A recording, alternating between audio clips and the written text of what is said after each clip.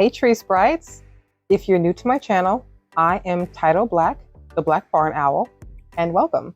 And just a reminder, the Hatching a Black Dimension, a Black Imagination workshop is happening this Sunday, February 9th at 2 p.m. Pacific and 5 p.m. Eastern. Before you tune into the Super Bowl, let's use Afrofuturism and Afrofantasy as tools to recreate our reality and dream up a new future for Black Americans. So the significance of Black Americans having both physical and imaginary spaces is so that we can create in the etheric and in the physical uninterrupted.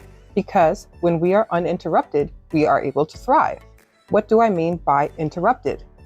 I mean that when Black Americans make efforts to create spaces for ourselves, we are attacked by either our towns being burnt down, flooded, us being massacred, our government and corporations using eminent domain and redlining, and even transportation systems such as railroads to decimate the communities that we build up for ourselves.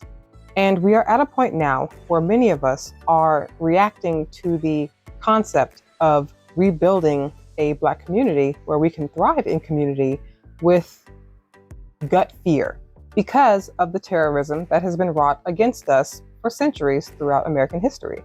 However, this fear will only serve to further harm us. It's not a matter of whether or not we should build these spaces. It's only a matter of how can we protect our spaces. So anyway, back to the significance of us having spaces. We need the imaginary space to wander, dream, and envision and create in the etheric. And we are already very good at this, but we could be even better at it. It can be more difficult than you might think to try to imagine a reality that you have no concept of and that doesn't exist in your current world. It is a muscle and a skill that I seek to cultivate in our community. It's one that we already have. It's one that we got from our ancestors. It's one that it is a skill that they had, envisioning freedom in a reality of bondage. We are Afrofuturism to our ancestors. We are a fantasy. And from this point, we can go exponentially further. The physical space is not just for our neighborhoods and community. It is for our health, our longevity, and our well-being, and for our future descendants. Space and imagination is how we can create options for ourselves, aside from PWIs and mainstream corporate America, where we, especially Black women, tend to be under a lot of stress and strain. I envision Black-owned hospitals where Black women do not lose their lives unnecessarily in childbirth because they are seen as human beings, because they are surrounded by their own community. I envision Black-owned research and science facilities where we can fully engage in the excitement and wonders of STEM and bioengineering without the hassle of trying to exist in a space where the majority of those around you see you as an imposter.